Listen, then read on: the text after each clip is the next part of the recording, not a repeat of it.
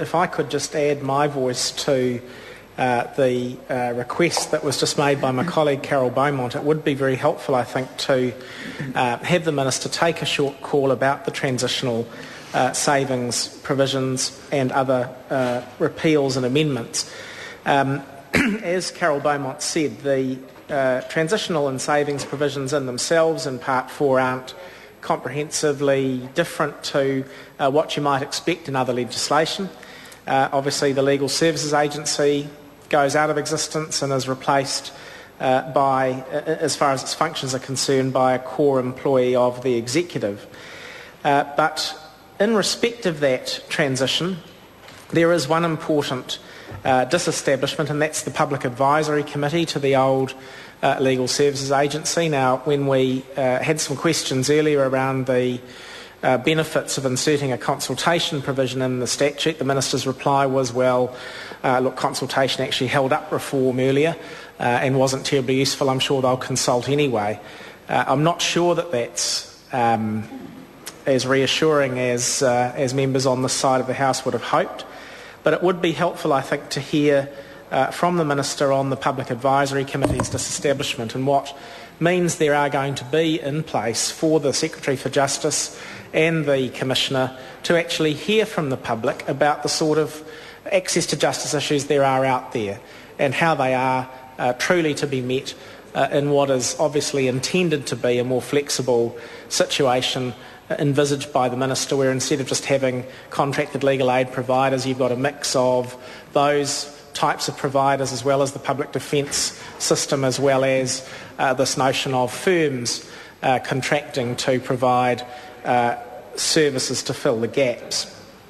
So I think on the statutory issues, it would be helpful, I think, to hear about the extent to which there will be any obligation or expectation on consultation with the public over those access to justice needs and how they're going to be filled.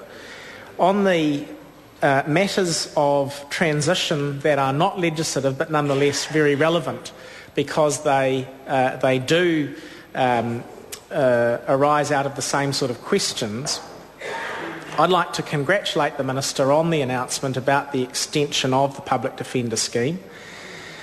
I remember when the Public Defender Scheme was set up under the previous government, and I remember the resistance that was encountered from the profession to not only setting it up, but then having it properly evaluated and then having it expanded. So I do commend the desire to see it extended to Hamilton, Wellington and Christchurch.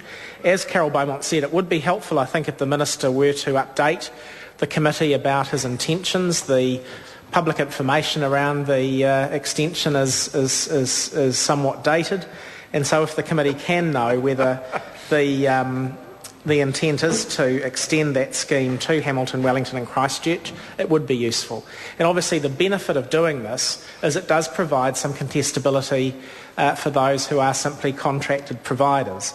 And the evidence appears to be that where the Public Defender Scheme has operated, it's operated very efficiently and effectively, it's used public money effectively, and it has set up that tension with the contracted providers, so there is something to benchmark the performance one against the other. So if the Minister can confirm that the Public Defender Scheme is going to be extended as an effective part of the transition to the new regime in order to keep everything honest in the new system, as well as to provide an alternative service, it would be useful. I do note that there have been 2 independent evaluations of the service.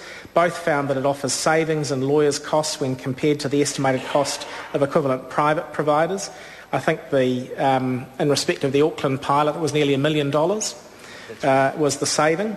And these were achieved with no reported difference as far as the client's experience of quality service was concerned, and also as measured by overall conviction rates. So I think it was last April that the Minister announced the extension to the other centres, and obviously we are nearly a year ahead of that.